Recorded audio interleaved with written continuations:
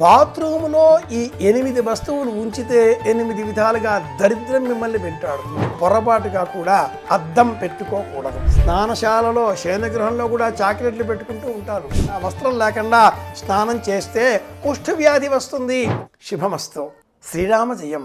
ఇల్లు అంటే వంట ఇల్లు, శయనగృహం, అతిథుల కోసం ప్రత్యేకం, విద్యార్థి చదువుకునేటటువంటి గది, భోజనాల గది, భోజన పదార్థాలను భద్రపరిచేటటువంటి గది, ఇలాంటి 16 విధాలుగా ఉండేటటువంటి గదులతో ఉండేటటువంటి సంపూర్ణమైన గృహం ఇది పూర్ణ గృహం.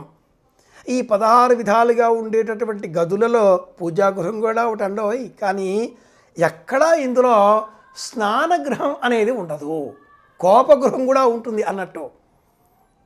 ఈ 16 గదులలో కోపం వచ్చిన వాళ్ళు వెళ్ళి పడుకొని కాసింతసేపు ఆ గదిలో కూర్చొని తమ కోపాన్ని తగ్గించుకున్న తర్వాత బయటికి రావాలి. ఎవరైనా ఆ గదిలోకి వెళ్ళారంటే అది కోపగృహం అని పేరు.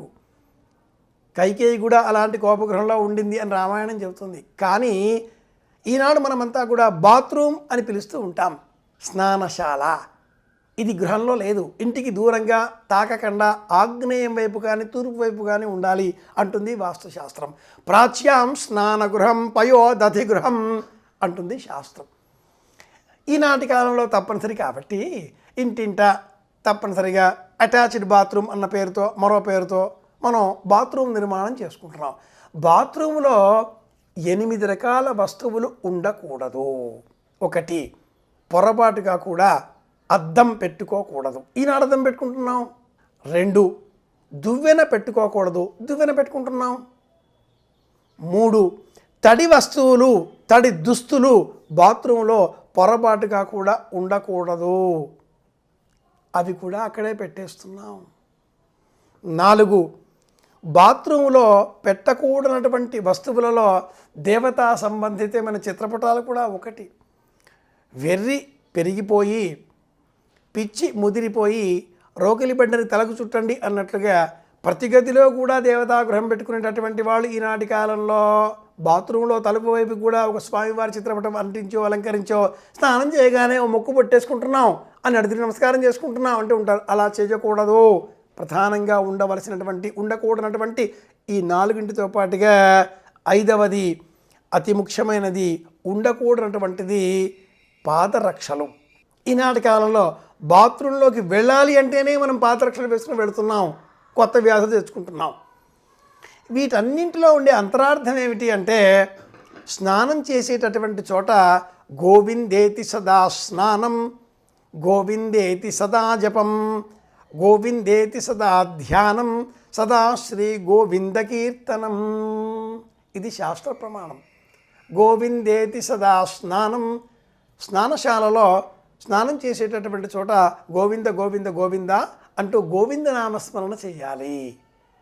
అన్యథా మరొక విధంగా ప్రవర్తించే విధంగా ఏ విధమైన వస్తువులు కానీ మరేమీ కానీ ఉండకూడదు అన్నట్టు. ఏమండోయ్ 6వది తినుబండారాలు.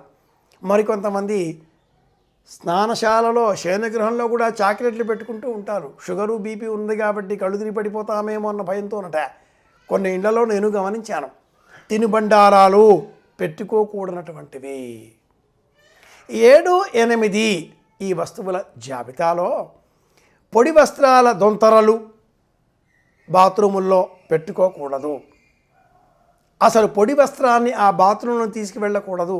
కట్టుకున్న వస్త్రం కట్టుకొని స్నానం చేసి తదుపరి భుజం మీద ఉండే వస్త్రాన్ని పిండి అది కట్టుకున్న వస్త్రాన్ని పిడిచి బయటికి వచ్చి బాత్రూంలోంచి బయటికి వచ్చిన తర్వాత పొడి వస్త్రం కట్టుకోవాలి, బాత్రూములో కాదు. అలాగే ఒంటిపైన దుస్తులు లేకుండా వస్త్రం లేకుండా స్నానం చేయకూడదు. ఇది మహాపాపం, ఘోరమైనటువంటి పాపం.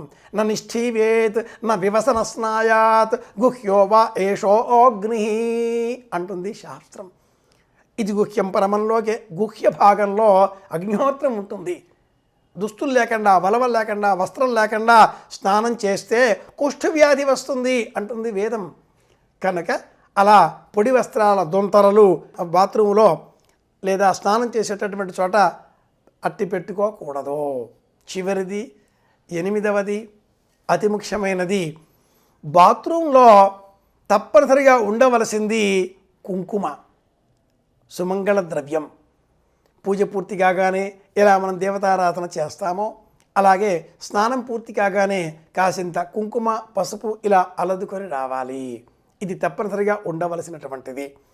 స్నానం చేసిన తర్వాత వేలుముడి వేసుకొని బయటికి రావాలి. మహిళలు అనేకులు బాత్రూంలోనే నెత్తి క్లిప్పులో మరింకేవో 8వ వస్తువుగా భద్రపరుచుకొని స్నానం చేసిన వెంటనే ఆ క్లిప్పు ఒకటి బిగించుకొని వస్తూ ఉంటారు 8వ వస్తువుగా. అలా చేయకూడదు. వేలుముడి వెయ్యాలి. బాత్రూమ్ కూడా శరీరానికి సంబంధించినంత మట్టుకు ఒక పవిత్రమైనటువంటి యాగశాల. అక్కడ కూడా మనం యాగ పద్ధతిలో స్మరణతో గోవింద గోవింద గోవింద అంటూ గోవిందనామస్మరణ చేస్తూ స్నానం చేస్తున్నాం కనుక ప్రధానంగా చెప్పబడ్డ ఈ 8 వస్తువులను బాత్రూంలో పెట్టుకోవడం మానేద్దాం, లేదా తగ్గించే ప్రయత్నం చేద్దాం. పవిత్రమైన వాతావరణంలో స్నానం పూర్తి చేయగలిగితే మన మనస్సు కూడా పవిత్రంగా ఉంటుంది. పారమార్థిక చింతనతో ప్రవర్తిస్తే ప్రయోజనం చేకూరుతుంది. అలా కాకుండా ఐహిక లోక భావనలతో, సుఖభావనలతో ఆలోచనలు చేస్తే రోగాలు దాపురిస్తాయి, వెన్నాడుతాయి. దరిద్రం మనల్ని వెంటాడుతుంది, పట్టి పీడిస్తుంది. జాగ్రత్తగా వ్యవహరిద్దాం. మళ్ళీ కలుసుకుందాం. ఇది కాకునూరి మాట. శుభమస్తు.